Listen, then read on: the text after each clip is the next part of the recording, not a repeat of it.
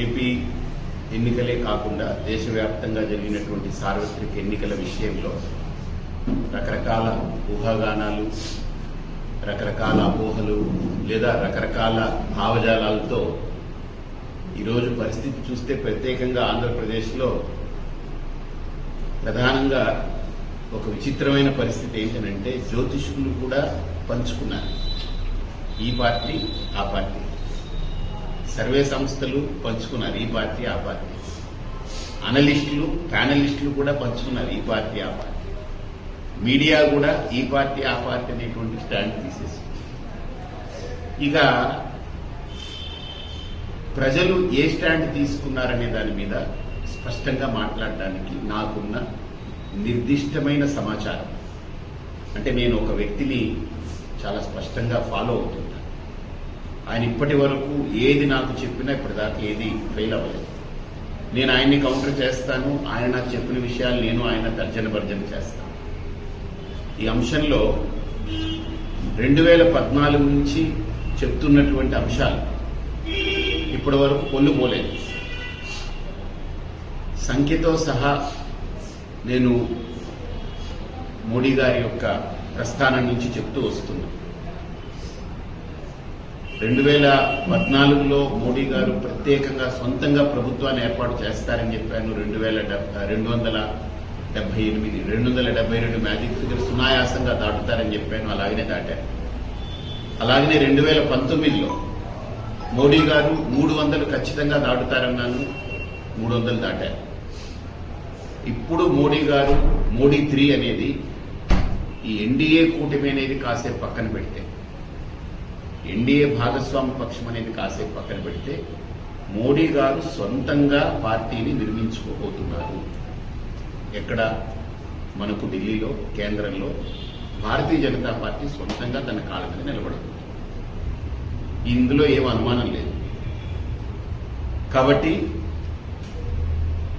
ఈ ఊహలు అపోహలు అక్కర్లేదు.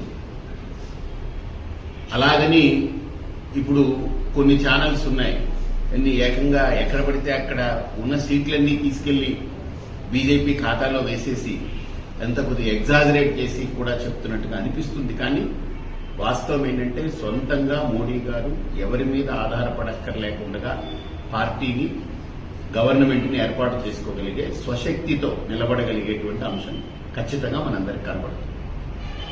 ఏపీ విషయానికి వస్తే ప్రత్యేకంగా ఈసారి జరిగినటువంటి అసెంబ్లీ ఎన్నికలతో పాటు సార్వత్రిక ఎన్నికల్లో భాగంగా ప్రధానంగా 2 అంశాల మీద ఎన్నికలు జరిగాయి.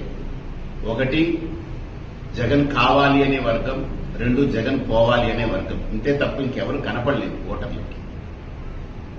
అందులో చంద్రబాబు కావాలా, పవన్ కళ్యాణ్కి వేయాలా, బీజేపీ ఉంది కూటమికి వేయాలా, ఇన్ని ఆలోచనలు లేవు జనాలకి. జగన్ కావాలి అని ఒక వర్గం, జగన్ పోవాలి అని ఇంకో వర్గం. దీని మీద మేమిద్దరం బాగా ఆయన తర్జన భర్జన చేసిన తర్వాత నాకు ఉన్న ఒక క్రెడిబుల్ గా ఉన్నటువంటి ఈ ఎన్నికలు విషయంలో బాగా సర్వే చేసి సొంత డబ్బులు ఖర్చు పెట్టుకుని చేసేటువంటి వ్యక్తిలో ఆరా మస్తాన్ అనేటువంటి వ్యక్తి కొద్దిగా క్రెడిబిలిటీ ఉన్నటువంటి వ్యక్తిగా నేను పరిగణిస్తూ వచ్చాను.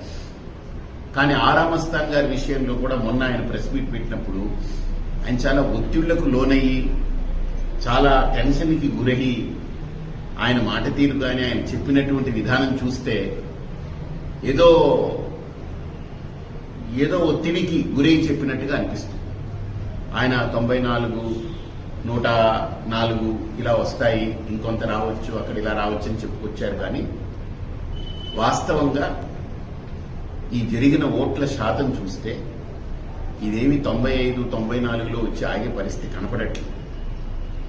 ఇది జగన్ కావాలి అనేటువంటి వర్గానికి పెద్ద ఎత్తున ఓట్లు పడ్డాయనేదే నాకు, ఏ వ్యక్తితో అయితే నేను అనుబంధమై నేను మాట్లాడుతుంటానో ఆ వ్యక్తి చెప్పినటువంటి అంశం. అయితే మెచ్చుకోదగ్గ విషయం ఏంటంటే అసలు టీడీపీకి ఎవరు సీట్లు అడుగుతారు, ఎవరు నిలబడతారు అనేటువంటి ఆ భావజాలం నుంచి టీడీపీని ఎక్కడో పడిపోయిన దాన్ని మళ్లీ పైకి తీసుకొచ్చినటువంటి అద్భుతమైన ప్రయత్నం చంద్రబాబు నాయుడు గారు చేశారు. అందులో అనుమానం లేదు. చంద్రబాబు నాయుడు గారు చేసిన ప్రయత్నం అంతా ఇంత కాదు. ఆయన రాజకీయ చతురత అనండి, ఆయనకున్న అనుభవం అనండి, ఏదైనా ఆయన ప్రయత్నం గట్టిగా చేశారు.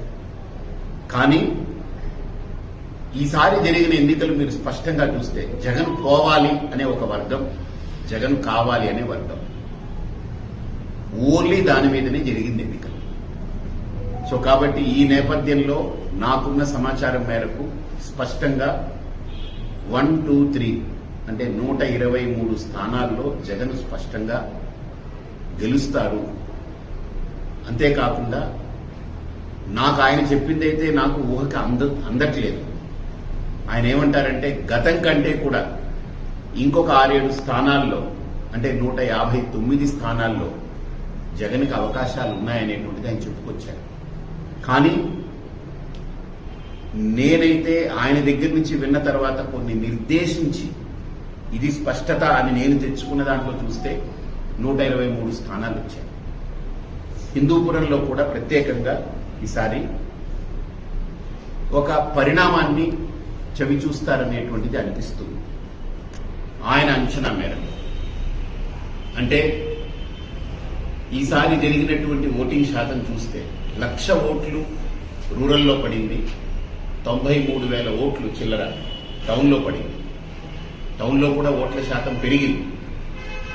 అయితే టౌన్లో